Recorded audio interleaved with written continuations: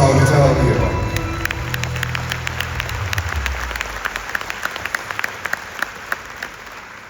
Mən Zabitəni öz dostum kimi, doğmam kimi bir ayrı çox istəyirəm. Bir sənətkar kimi də ayrı çox istəyirəm.